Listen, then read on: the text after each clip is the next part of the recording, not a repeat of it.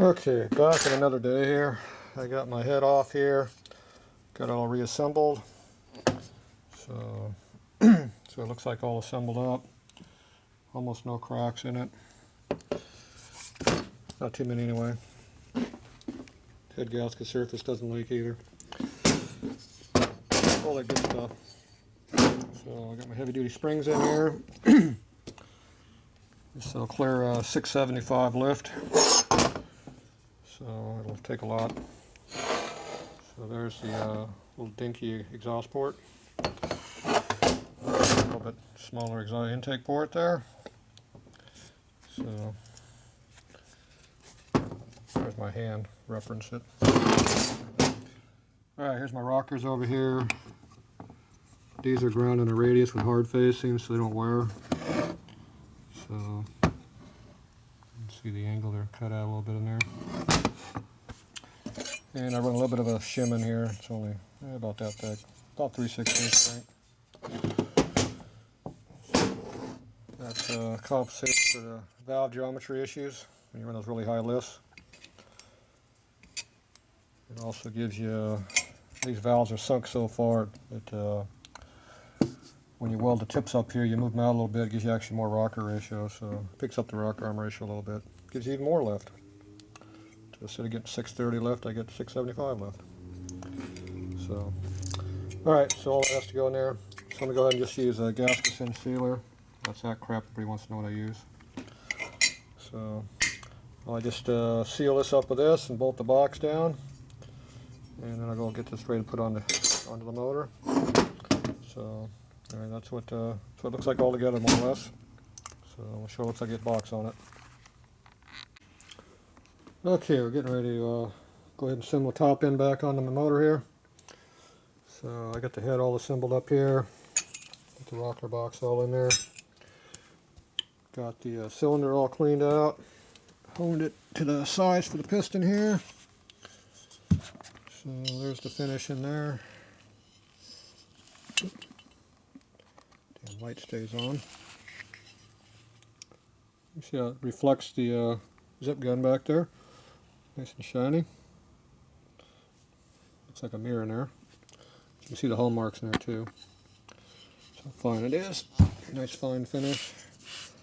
So they cleaned up most of the damage in the cylinder. This is the bad parts that are still in here right now. Yeah. Not too bad. A lot better than it normally is. Right now I'm draining oil out of the tank here. I'm going to pour about a quart of it down here in the hole down in there. So when the motor turns over, it'll have some oil in here, blow all over the whole cams and all that. Because right now the inside of this motor is pretty well dry. I got some semi-lube here and there, but not much else. So I'm going to go ahead and fill this whole pan up. It holds a little over a quart of oil in it. So right now we're going to dump out this bunch of the oil tank. There's about this much oil in the tank right now. So I don't want to stick a quart inside the motor and then overfill my tank. So I'm going to drain it out. This is some used oil here. It's got, I think, one run on it. I already drained out a little bit of it before and threw it away, but that's the so-called clean stuff that's left. A lot of nitro and alcohol contamination in it. So, oh well. Now, right now I was getting ready to work on my rings, and I see that they got some rust on the package here. So when you see rust residue on your package, that means your rings are probably rusty. So you don't want to have rust inside your ring lens. So what I do is I take a honing stone here, a real fine one, and you just take the ring where it's rusted, and you hone it a little bit. And make sure the ring will sit flat, not bottom out on a table here. And you just go back and forth like this, and you hone it. Of course, I can't do that on that because it's too slippery.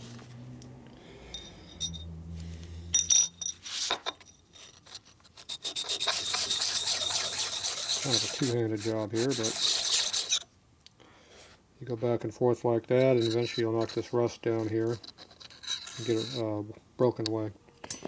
So I'm going to go and do that for all these rings here. There's a little bit of rust in all of these rings, a couple spots. So I'll go ahead and clean these all up, and then we'll continue on getting the stop end together. Okay, I got these rings all cleaned up.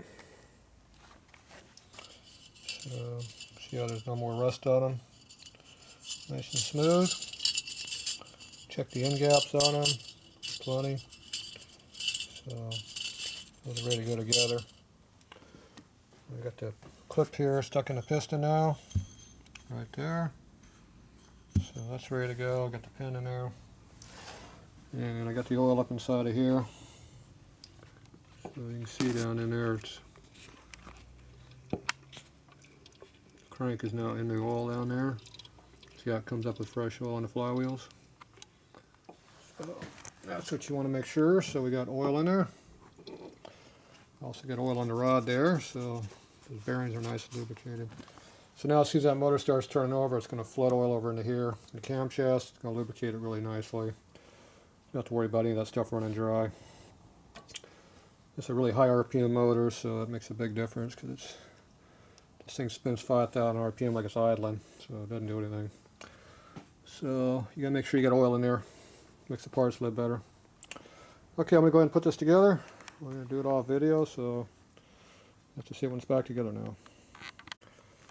Okay, we got our cylinder on here, pistons in here, got the starter motor up in here, got all the electrical down in there now. So got the ignitions all hooked up right here, got the idiot light switch wire hooked right behind it. So all that's quick disconnect, so it's easy to get to. The cover goes right here, keeps this off the chain, otherwise you'd have an issue with that. So I still might adjust it down here a little bit more if I want to, maybe. Take a look. So anyway, I'm getting ready to go ahead and put the head on it. So I got my head bolts all cleaned up and oiled, and then I got the gasket surface all cleaned up here and up on here. Now for the head gasket we use K-line non-smudge aluminum paint, which they quit making about 10 years ago. So good luck on finding it. Basically, it's an extra thick paint that's made to clean over dirt and mud and oil. They used to use it for spraying new transmissions when you rebuilt trannies. So basically, you just go like this.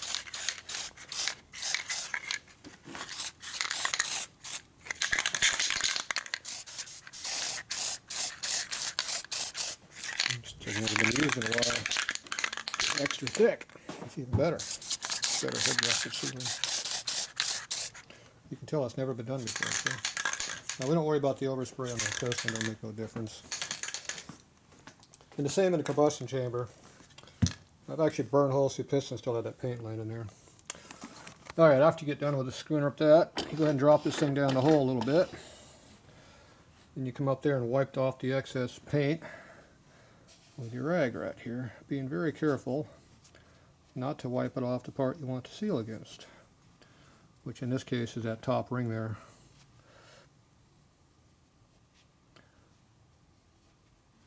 So there you go. Bring the piston back up to almost top center, and you can see I got a little extra paint on there. It didn't hurt anything. Alright, so you let tack off a little bit. I think we're getting pretty close to being tacked off. Like a little overspray on my bench. Uh-oh. Too bad. So now I'm going to go ahead and lay it up in there with the head bolts and tighten it up. And that will be the head gasket. And that actually works very well. So we'll be back after it's assembled. Okay, we got the head on there now. Torqued. This is my torque wrench right here. So just put that in there like that. And you push really hard. And that torques them. The trick on this is you got to have an extension, a little short stubby extension, so that you can clear everything. And I can torque all 4 bolts from either side, because I don't have the frame in the way like Harley does. And I just torque it from both. I did all from this one side here. And you can torque it in pretty good. And you can see how that crack opens up a little bit further every time you torque it. That's alright. It's good for it. So, anyway, the gasket's up under there. Sometimes you can see the little paint squirch out a little bit, but most of the time it doesn't do much. When you pull it apart, you can see it, but not like right now. So now that's up on there. I'm going to still have to deal with this damn motor mount yet. So I'm going to go ahead and get my push rods up in here, get this all sealed up. I'm going to make me a new feed line here because the old one's too short. Probably about a 1/2 inch. maybe more than that. Yeah, I didn't want to go in there, but anyway, I got to make a new line. So I'll give me a piece of 3/16 tubing, and we'll make that. So anyway, that's how that goes together. I guess until I get that motor mount made, there's not much more I can do. I'm gonna go get the push rods and all that up in here. So those are right here. I'll go ahead and put those in there right now. I can't fully adjust the valves, but I can rough them in a little bit. So I'll continue with that. I'll probably throw the primary cover on it too while I'm at it. And it's getting to be about that time to put that in there. So we got all this all put in here now. Down here, change right there. So cable's laying right here. I'll throw a little bit of lube up in here before I put it together. It's a little dry in there. So do all this little detail stuff before you assemble it. Makes things work better down the road. So anyway, we'll continue. Okay, we're back on the bike here. Missed about 3 hours of work, I guess. So I got the head on all torqued on here. Primary covers on it. Got the motor mount up on here.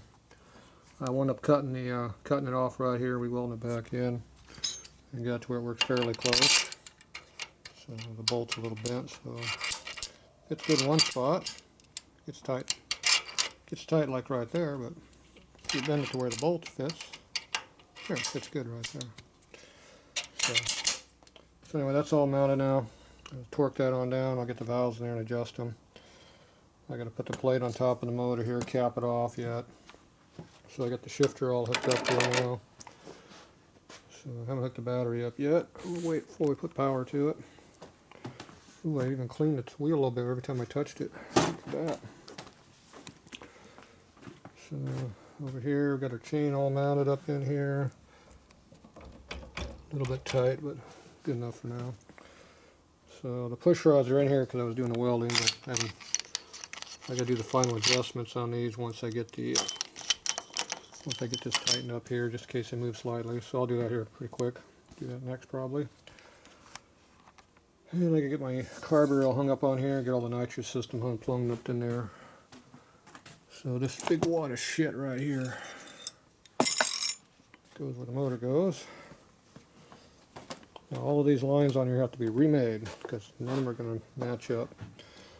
So anyway, that sits right on top of there. That's why it's a single. There's no room for this on the bike. You can have get a cylinder in here. So I'm going to get this all mounted. So that's a lot of plumbing for a little single. Feeds all those jets in the manifold. So the little carbonator over here. It sits up almost as tall as the bike does. See, it's got a lot of nozzles feeding inside of that thing. So every one of those has a line you have to make to go into it. So there's the business end of all those nozzles. Come on, you stupid light. So you see one up high right over there, and you got the two right there, and you got these two Gatling gun looking ones right here. You see there's two different styles. As they break, I replace them. So these are my original fogger nozzles that I cut the tips off and made them end squirters. These are some stainless steel ones I picked up. They were way too small. So I had to open them up, reverse the fittings. So now the nitrous comes out of this brass tube in the center, which should have been the fuel, and the outside is all the fuel. So you got 6 holes feeding one. That's about the right mix. So on this one over here, it's the you got the same deal. You got fuel blowing up through there. Not a lot of atomization going on. Just flood it. So when you're feeding that big ass port right there, it's not atomizing. It's just puddle. Fill that port full, and when you open the valve up, it goes in the motor. Typical fuel motor. We don't know anything about velocity. Alright, so I gotta get all that mounted. So I'm gonna have all that stuff will be on the bike when you see it next. And then I gotta worry about making exhaust brackets. So I'll worry about that after I get this plumbing on here. So I'm going to adjust the valves now. What's next? Okay, we're getting caught up where we're at right now. So I got all my nitrous stuff on here. Got this all hooked up to here. The bottle's not up there yet, but this is just laying loose because I'm not sure where it's going to sit. So, got a plug wire in there. Found my missing plug. Still got all these lines to hook up yet. They go all over the place. These are easy. These are fuel lines here. Rules require good fuel lines. You can use crap for oil lines. I don't care. And we know these are good ones. Look how hard they are. Yeah, they're nice and brittle. Be perfect for this bike. Looks like our nitrous lines and stuff here, I might be able to... No. Some of these I could probably make them work. Yeah, it looks like most of them are got a little short here though. The other side looked better. This one I could rebend it and make it work. This one here, too short, too short, too short. So, these are stainless ones here. So, it looks like I'm going to have to remake probably most every one of them. This one fits. But, oh well. I get to figure out where all these go to. These are oil return lines off the rocker box. My guess is it goes over the oil tank. This one here's another one. It's got some fancy bend in it. I think it goes someplace else. Who knows? Plug and play. Yeah, I found one. Yep. There's a fitting down there somewhere. Yeah, way over there. And it goes there. Yep, that one might fit. I think that might be a winner. What was the other one we had? That's laying there. Oh, those are just both laying there then. That's my feed line. I recognize that one. That goes on the other side. So these are fuel lines here. So these here feed the carburetor. Come off the regulator right here. Go to the carburetor. So these must go on the other side. They're oil lines. What else I do over here? Who knows? Just been hooking up stuff. These go over here. Yeah. We have a lot of oil lines we need. There's my feed line. I recognize that. These ones here, we got an oil filter buried up under there. Good. 3 oil lines up under here. That goes to the case. That's your input for your case. These are oil pump here. So this is the return. This goes up the filter. And you gotta figure out what goes to what. So we gotta figure them all out. Got the carburetor up on here. So you got 2 lines come off of here. That's what these are for. They're simple. Color coded. This line here I could probably make fit. This one I can make fit. This side here I think I can make all of these fit. So got the throttle working. And that's your dual. This is your auxiliary feed for fuel.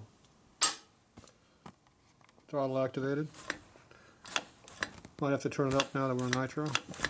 We'll see. So anyway, I was getting ready to work on my oil line on my top end here. So there's some brake line that we were using for my rusty El Camino outside. So you stick it in the hole down there. Put a mark on it right there where I got to cut it. I'll go ahead and cut that. And then we'll steal the nuts off the line over here. There we go. Got to reuse those. We'll steal those. So I'll go ahead and deburr this a little bit so it'll we'll have all that negative flow going on. So anyway, we're making some progress. Just plug away. Takes time. So I got my sprocket cover on there, my 50th anniversary Bonneville sticker on it. What's left of it. Nitro is not good on your stickers. It eats them up. Found that out real quick. Only takes about 20-30 seconds. But oh well. Alright, well that's it for now. More work. Alright, I got my oil lines finally hooked up. Take them off a couple times.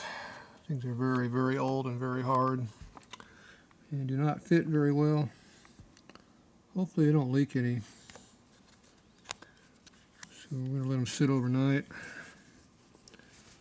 See if we get any more leakage out of that. There's some leftover residue under there. So right now they're all dry, so I'm going to do a leak test, let them sit, see what happens. So that's how you can do it. Anyway, they're definitely hard to get all them lines in there. So should you come out of your oil pump under here, head up into the outside of the filter, come out of the inside of the filter, and then that goes down into your motor under here where my finger is. This feeds up into the case. And this is your return line here. Oh, too close. This is your return line going back to your oil tank, which circles up to here and dumps up into the tank right there. And this line here comes from the head on the other side over there. This one here is that side of the head. Dumps into the cam cover because I ran out of bungs for my oil tank. Got nothing there already. And we got our fuel lines hooked up here. I got to pull the carburetor float bowl off and play around the jetting it, but so I'm not going to finish that up completely. Pretty good. I can't find my big exhaust pipe, but this is the one I've been using for a long time. Obviously, it doesn't even come close to fitting anymore. What a shocker. So I'm going to go ahead and take this bracket off and then get this pipe mounted up here where it belongs. Right now, it's not even on the head hardly. And then I'll have to make up a new bracket tomorrow. Give me something to do for tomorrow. Over here we got the so we got the lines coming up off the rocker boxes here. These are drain back lines. This one's loose right now because I got to see how the other things work. This one here is my carburetor return line. Goes back to your fuel tank over here. This is an overflow system. Keeps you from flooding your carburetor when you put too much fuel into it. That's a nitro carburetor style. So you can't flood your motor out. You can still flood it, but a lot more effort. So that's this. And this pile of lines over here is all fuel lines. That's why they're all blue. So this basically just kind of sits right up in here. My fuel pump's up in here and it sucks out of the tank back here. So that's a 3/4 hose there, drops down to a 5/8 hose here. Or just 1/2 inch. I forget. It's this size. That's probably 1/2 inch hose. Yeah, that's a 1/2 inch hole. At 28 psi, that squirts out a good stream. So this is a 5/8 hose, I guess. So it's a big pump. Goes way out the other side over there. Looks like a starter motor. Sucks up about as many amps too. Anyway, that dumps into this thing here. Into this line. Goes into this manifold. Distributes fuel all over the place. And then this is a return. Sends it back to the tank and dumps in right here. This is obviously your filler and your vent. So we got to feed all these nitrous systems here. We got one under here.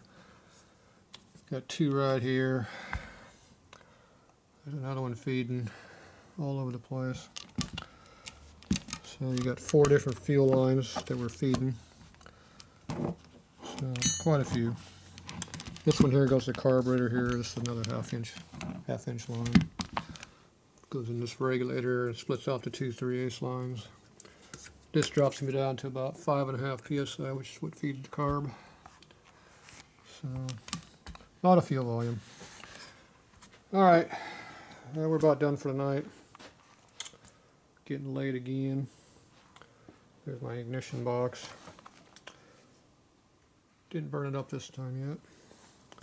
So it goes from here all up the front of the bike. This keeps the salt residue off of it.